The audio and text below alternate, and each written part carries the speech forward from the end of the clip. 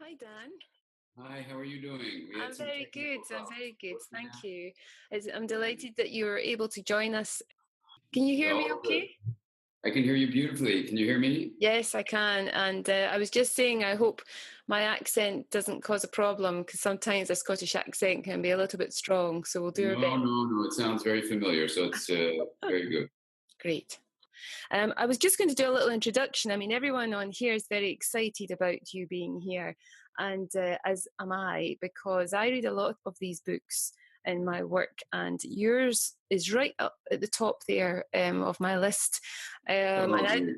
I don't say that lightly. You know, I'm quite critical sometimes of certain books, but your book was exceptional, and I remember reading it and unfortunately, I am one of these people that turns the corners over on pages and highlights things, and that's a well-read book.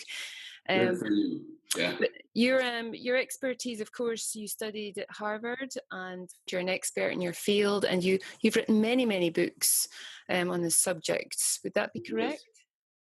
Yes. Yes, I have. What was the inspiration for the Whole Brain Child? What inspired you to want to write that book?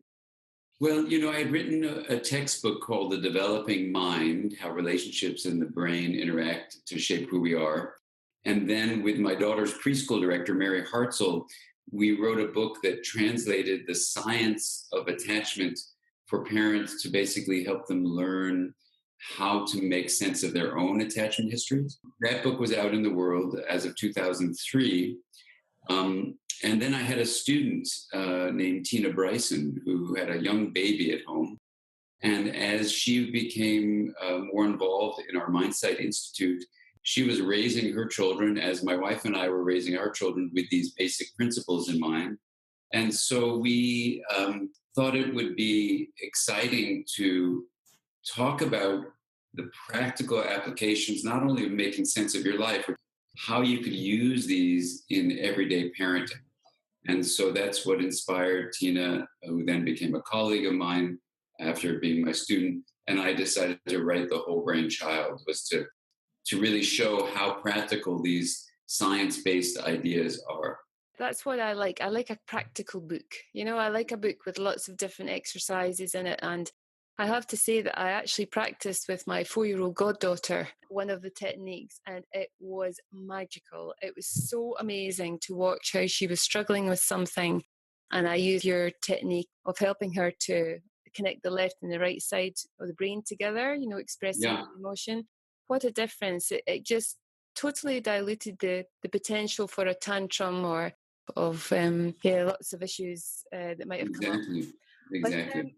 I'm not sure if you're familiar, perhaps you are, with the paper, The Mindful Nation, that one of our Yes. students, and she was just asking, you know, how can we make, she called it meditation. I know some people call it more comfortable with the word mindfulness, but, you know, how can we make this more accessible to children and families? Did you have any thoughts about that? Sure, it's a great question. And the idea it begins with the word parental presence.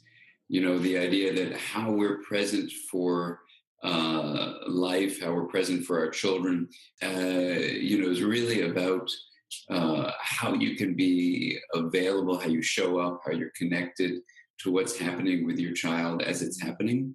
And so, in this perspective, then the word mindfulness, which doesn't have a fixed definition, but it's about being aware of what's happening as it's happening without worrying about judgments that are maybe imprisoning you. It's about being open, really, to who your child is.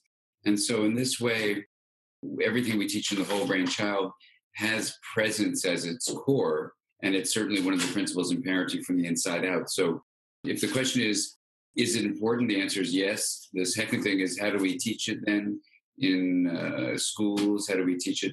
And this is why there's the Whole Brain Kids part where you see how to actually teach this to children Mm-hmm. in all these different settings. And we've had a lot of teachers actually use the book for how they approach kids in the school. And it's all about the specifics of how to be present, really, how to create this mindfulness.